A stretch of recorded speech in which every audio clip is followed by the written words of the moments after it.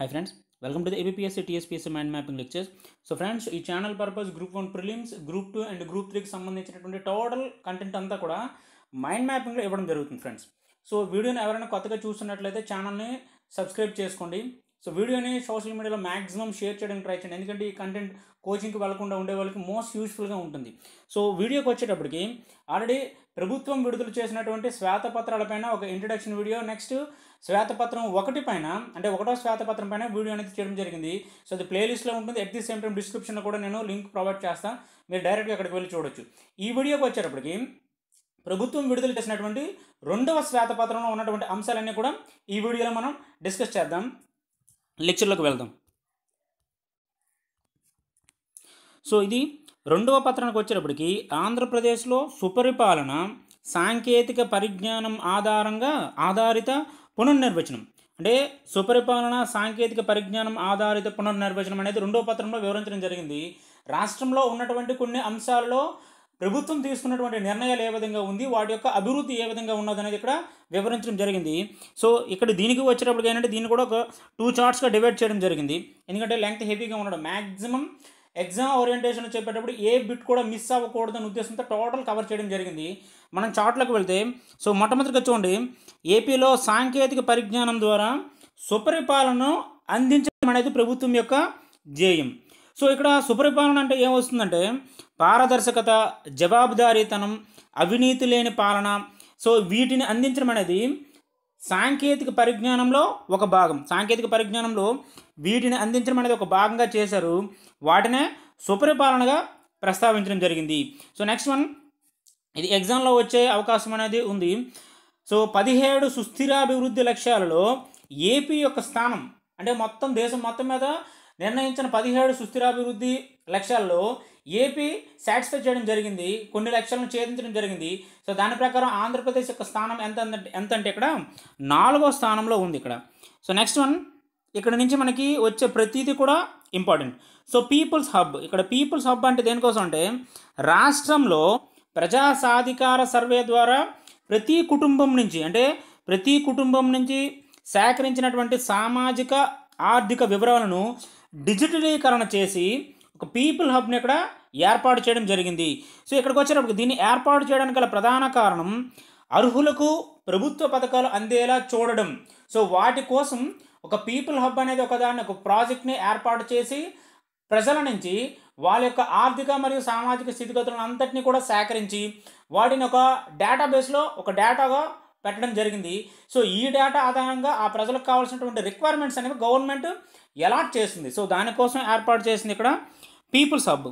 So next one, ఇక్కడ cyber security operation కేంద్రాన్ని ప్రారంభించింది. అంటే ఎందుకంటే డిజిటలీకరణ జరిగిన తర్వాత దాని వలన వచ్చే కొన్ని అననుకూల పరిస్థితులను కంట్రోల్ చేయడానికి ప్రభుత్వం ఏర్పాటు చేసినటువంటి ఒక సెక్యూరిటీ ఆపరేషన్ కేంద్రాన్ని ప్రారంభించింది. అదేంటంటే సైబర్కి సంబంధించింది, అంటే ఇంటర్నెట్ డేటా వీటికి సంబంధించినటువంటి ఒక కేంద్రాన్ని ఏర్పాటు చేయడం జరిగింది. So next one, AP innovation society. So AP innovation society purpose ఏంటంటే అంకుర సంస్థల అభివృద్ధికి కావాల్సినటువంటి అనుకూల వాతావరణాన్ని ఏర్పాటు చేయడం. ఇక్కడ స్టార్టప్స్ అంటాం కదా, చిన్న చిన్న బిజినెస్లు చేస్తూ ఉంటారు. సో వాళ్ళకి కావాల్సిన రిక్వైర్మెంట్స్ అనేది అందించడం, అది పరపతి అవ్వచ్చు, వాళ్ళకి కావాల్సినటువంటి కొన్ని మౌలిక సదుపాయాలు అవ్వచ్చు. సో వీటిని అందించడం కోసం ఏర్పాటు చేసిన సొసైటీ ఇక్కడ ఏపీ ఇన్నోవేషన్ సొసైటీ. దీనిపైన క్వశ్చన్ ఎలా వస్తుందంటే ఆంధ్రప్రదేశ్లో అంకుర సంస్థల అభివృద్ధి కోసం ఏర్పాటు చేసినటువంటి సొసైటీ ఏది లేదా సంస్థ ఏది అంటే ఇక్కడ AP innovation society. Next one, ఐటీలో లక్ష్యం. సో ఆంధ్రప్రదేశ్లో ఉన్నటువంటి ఇన్ఫర్మేషన్ టెక్నాలజీలో అసలు ప్రభుత్వం ఏర్పాటు చేస్తున్నటువంటి లక్ష్యం ఏంటంటే దీనిలో 1,00,000 ఉద్యోగాలను కల్పించడం. అంటే 1,00,000 ఉద్యోగాలు అనేది కల్పించాలి. $2 బిలియన్ అంటే $2 బిలియన్ పెట్టుబడులను ఆర్జించాలి అనేది ఈ ఐటీ యొక్క లక్ష్యం. నెక్స్ట్ చూడండి, ఎలక్ట్రానిక్ రంగంలో కూడా ఒక లక్ష్యాన్ని ఏర్పరచుకుంది. ఎలక్ట్రానిక్ రంగంలో 2 లక్షల ఉద్యోగాలు ఏర్పాటు చేయడం, $5 బిలియన్ పెట్టుబడిని పొందడం. అంటే ఇక్కడ మనకి ఎగ్జామ్ ఓరియంటేషన్లో చదివేటప్పుడు వీటి నుంచి మనకి బిట్స్ వచ్చే అవకాశం ఉంటుంది. సో ఆంధ్రప్రదేశ్ యొక్క ఐటీ లక్ష్యం ప్రకారం అంటే ఐటీలో ఎంతమందిని ఉద్యోగాలను కల్పించడానికి లక్ష్యంగా పెట్టుకున్నారు. సో ఎంతమందికి అంటే ఇక్కడ 2 లక్షలు, సారీ ఐటీలో అయితే ₹1,00,000. అదే ఎలక్ట్రానిక్ రంగానికి వచ్చేటప్పటికి ఎంతమందిని ఉద్యోగాలలో లక్ష్యంగా పెట్టుకున్నారంటే 2 లక్షలు. సో వీటిపైన కూడా మనకి బిట్స్ వచ్చే అవకాశం ఉంటుంది. మ్యాక్సిమం డెప్త్ ఓరియంటేషన్తో చదువుకుని వెళ్ళడం మంచిది. అంటే ప్రతి పాయింట్ని టచ్ చేస్తూ ఉండాలి, అట్ ది సేమ్ టైం దానికి కాంటెంపరీగా ఉండేవన్నీ కూడా మనం అక్కడ లింక్ చేసుకోవాలి. నెక్స్ట్ ఇక్కడ మీ సేవా కేంద్రాలు. సో దీని నుంచి వచ్చేటప్పుడు ఏంటంటే బిట్టుగా ఈ విధంగా రావచ్చు. సో దేశంలోని అత్యధిక ఈ లావాదేవీలను అంటే ఎలక్ట్రానిక్ లావాదేవీలను నిర్వహించిన రాష్ట్రం ఏదంటే ఇక్కడ ఆంధ్రప్రదేశ్. సో మన రాష్ట్రంలో ఉన్నటువంటి మీ సేవా కేంద్రాల ద్వారా మొత్తం 196 సేవలు అనేవి ప్రజలకు అందుబాటులో ఉన్నాయి. ఇదే క్వశ్చన్ మనకి. సో ఆంధ్రప్రదేశ్లో ఉన్నటువంటి మీ సేవా కేంద్రాల ద్వారా అందుబాటులో ఉన్నటువంటి సేవలు ఎన్ని? సో ఎన్ని అంటే ఇక్కడ 196 సేవలు అందుబాటులో ఉన్నాయి. సో నెక్స్ట్ వన్ ఈ ప్రగతి. సో పౌరుల సేవలను ఇంటి నుండే పొందేందుకు ఈ ప్రగతి సొసైటీని ఇక్కడ ఏర్పాటు చేశారు.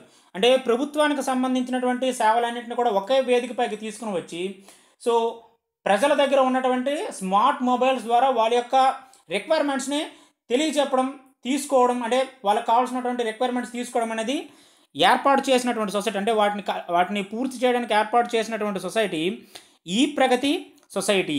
సో నెక్స్ట్ వన్ ఇక్కడ ఆంధ్రప్రదేశ్ కొత్త ప్రభుత్వం అంటే టీడీపీ ప్రభుత్వం ఏర్పడిన తర్వాత 2014 నుంచి శ్వేతపత్రాలు రిలీజ్ చేసేంతవరకు అంటే డిసెంబర్ వరకు ఆంధ్రప్రదేశ్ తీసుకున్నటువంటి కొన్ని పురస్కారాలు ఇచ్చారు.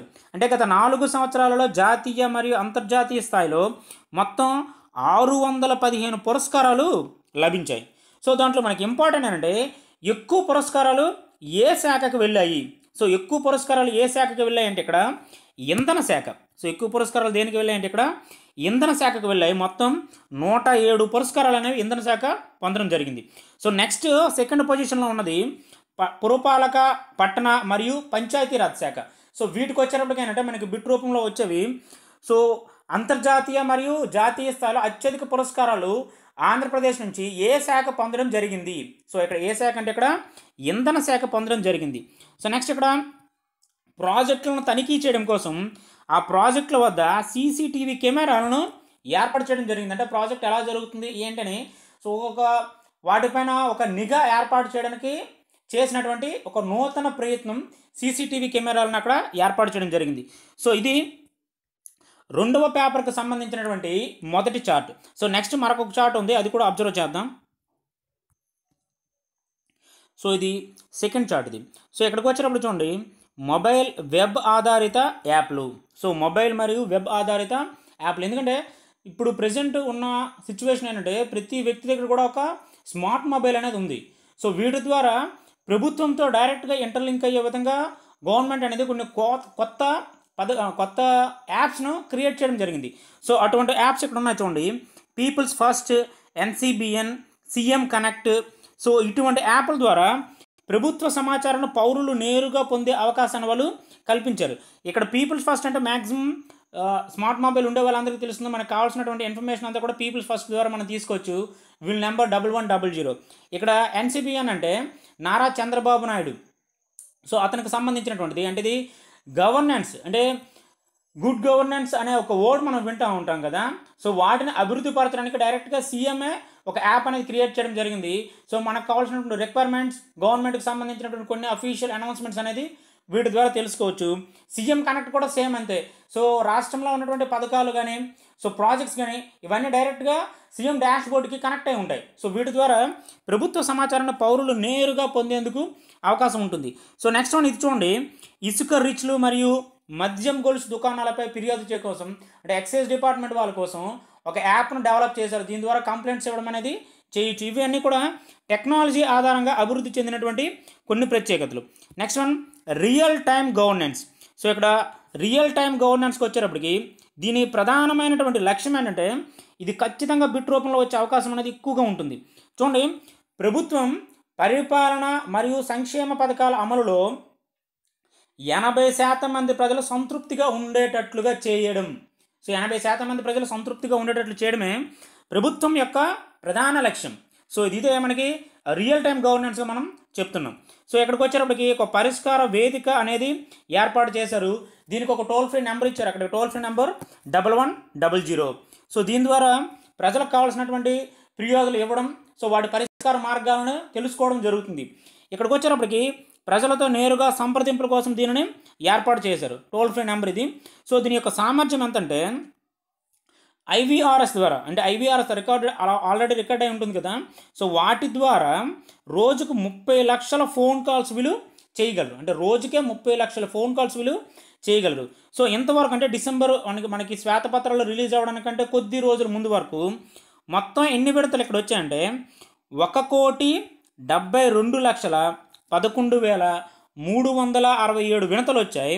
సో ఇందులో పూర్తి చేసినటువంటివి 1,41,92,898 వినతులు అనేవి పరిష్కరింపబడ్డాయి. సో మిగిలినవి పరిష్కరింపబడలేదంటే ఇన్ఫర్మేషన్ లేకపోవడం వలన, సో వాటికి కొన్ని టైం పట్టడం, అంటే వాటిని సాల్వ్ చేయడానికి కొంత టైం తీసుకోవడం వలన అవి లేట్ అయ్యాయి. సో మిగిలినవన్నీ కూడా ఈ పరిష్కార వేదిక ద్వారా అవన్నీ కూడా కంప్లీట్ చేయబడతాయి. సో నెక్స్ట్ వన్ ఇక్కడ నేర నియంత్రణ.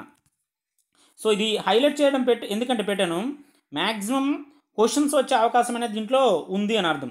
సో శాంతి భద్రతల పరిరక్షణ కోసం నేర నియంత్రణలో, అంటే ఇక్కడ క్రైమ్లో టెక్నాలజీని కూడా వినియోగించడం మొదలుపెట్టారు. సో దీనికోసం loss house monitoring property identification network సిస్టమ్ని ఇక్కడ ఏర్పాటు చేశారు. అంటే లాస్ట్ ఇయర్ మీరు చూసే ఉంటారు, ఇంటికి ఎవరైనా క్యాంప్ వెళ్ళేటప్పుడు డిపార్ట్మెంట్ వాళ్ళకి చెప్పేసి వెళ్ళాలి. సో వాళ్ళు ఏంటంటే సీసీ కెమెరాలు అక్కడ ఫిట్ చేస్తూ ఉంటారు. సో ఇటువంటి ఇన్ఫర్మేషన్ వినే ఉంటాం మనం. సో వాటికి సంబంధించింది, ప్రాపర్టీకి సంబంధించింది, సో ఇటువంటి ఇన్ఫర్మేషన్ కోసం ఏర్పాటు చేసినటువంటి ఒక సిస్టమ్ ఇది. సో నెక్స్ట్ ఇక్కడ డ్రోన్ల వినియోగం. సో మనకి పొలిటికల్ మీటింగ్స్ అయ్యేటప్పుడు కానీ, మ్యారేజెస్ అయ్యేటప్పుడు కానీ వీటిని ఉపయోగిస్తున్నారు. నేర నియంత్రణలో కూడా వీటిని ఉపయోగించడం మొదలుపెట్టారు. సో ముఖ్యంగా మనకి గుర్తుపెట్టుకోవాల్సింది, మహిళలపై నేరాల నియంత్రణలకు షీ టీంలను ఇక్కడ ప్రారంభించారు. సో మనకి ఇవి ఎక్కడంటే ఎక్కువగా కనిపిస్తాయి, Guntur. So Guntur rural level, Guntur urban level. So Guntur rural, అదే మనకి గ్రామీణ ప్రాంతాలలో వీటిని సబల అనే పేరుతో మొదలుపెట్టారు. పట్టణ ప్రాంతాలలో వీటిని జ్వాల అనే పేరుతో షీ టీములను ఏర్పాటు చేశారు. సో ఇలా ఏర్పాటు చేసినటువంటి ఈ 2 టీములను తర్వాత కలిపి ఒక ప్రత్యేక బృందంగా ఏర్పాటు చేశారు. ఆ బృందం పేరు ఇక్కడ శక్తి.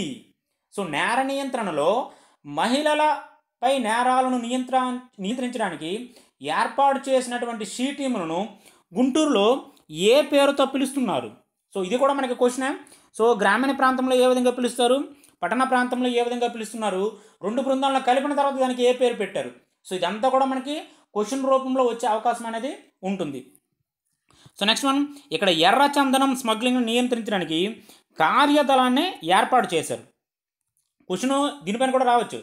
ప్రభుత్వం ఎర్ర చందనాన్ని నియంత్రించడానికి, అంటే ఎర్ర చందనం యొక్క స్మగ్లింగ్ను నియంత్రించడానికి ఏర్పాటు చేసిన ఒక ప్రత్యేకమైనటువంటి వర్గం లేదా దళంని ఏమంటారు? సో వాళ్ళని ఏమంటారంటే ఇక్కడ కార్యదళం అంటారు.